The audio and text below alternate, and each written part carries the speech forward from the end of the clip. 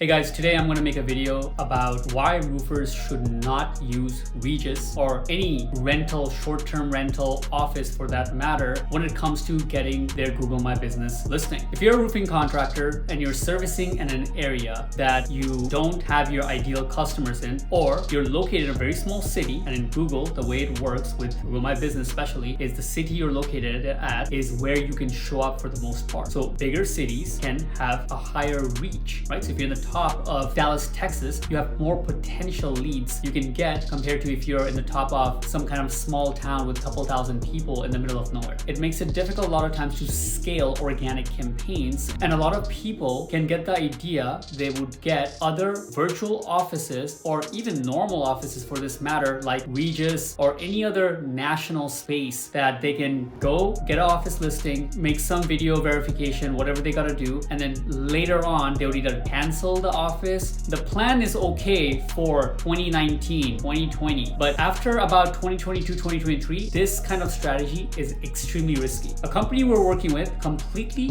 disappeared from Google, and they got an office listing just like we used to back in the day. They did a video verification for it. Somehow it was triggered. We don't know how, but Google does these checks on these office locations, especially if they're bigger. Like if you're a Regus, you'll probably get suspended before you even go live. But if you're using smaller office locations that are not even that known, even they are getting some kind of scanning that's happening when Google finds that it's not a real location, it's not an office place, that's actually where you are residing in and doing business out of on a day-to-day basis. You are at risk of not just getting suspended, but basically getting completely erased off the face of Google. So what do we recommend doing in this place? So first and foremost, you live somewhere. More than half of the contractors we work with run a business out of their home. This used to be maybe like, a third, something like that before the pandemic. After the pandemic, it seems like it's well above 50%, maybe 70% or more. The people who actually have an office, they need an office. They're actually doing a decent amount of business, and they have all these people that work out of it, and they need a hub where people come in. You can have a company that does 1, 2, 3 million pretty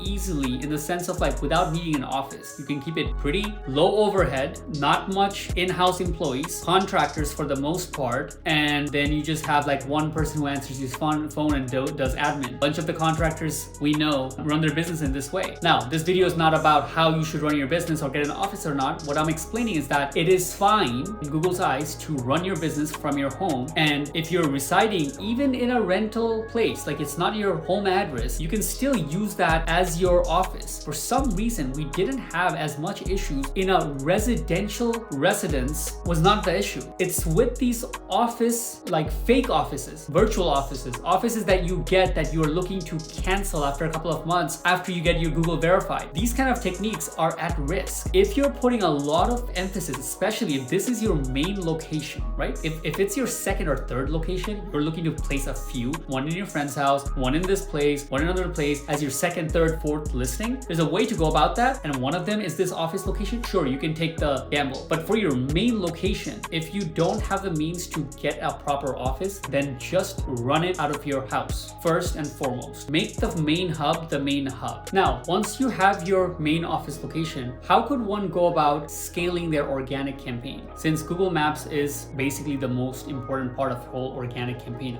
we see about 2/3 of the calls come from the listing directly. So it is a big deal. Once you have your main location and it's ranking in the top 3 of your local city, here's how we would go about it. Now, please bear in mind, this is current date, June 3rd, 2024. It can change at any time. It's basically making deals with other people that already have offices in other locations, and for you to basically dress up the outside of their office. Example, one of the roofers we work with, they're located in Georgia. They have a proper office as their main office, which is all set up properly, nothing wrong with it. We're looking to expand, and the way we're doing that is they went out and got other businesses. One of them is actually like a mom and pop deli, and they have this upstairs room that they rent out. What he paid him, I think it was like $500 for the year. All he did is put some logos and banners on the outside of that office location. From outside, it's very clear that this place belongs to this logo and it's by this roofing company. So there's lots of places in town, if you look around and just drive around in the areas that you really want to show up, you can find and make these kind of small deals with people, have them decorate, you'll go out, do the video, you just let them know, hey, look, it's $500 bucks. I'm gonna pay it. It's one time, take 10-15 minutes. We're gonna record some stuff. It's just for my whatever verification for my online presence. We're gonna put a few stickers up and that's it. You just have to keep them up and I would pay this. $500 to $1,000 for this is not a bad idea as long as obviously it keeps working. Now we're taking that risk. Our contractor is well aware what the risks are with it, and we are associating a certain amount of reviews that we're gonna put in that listing. Not anything more than needed to get a good amount of calls from that location since it's high risk. And that brings the second point. It ties in with reviews. Don't go around getting 10 locations because it's not the number of locations you have, it's the number of locations you have that are ranking in the top 3, and then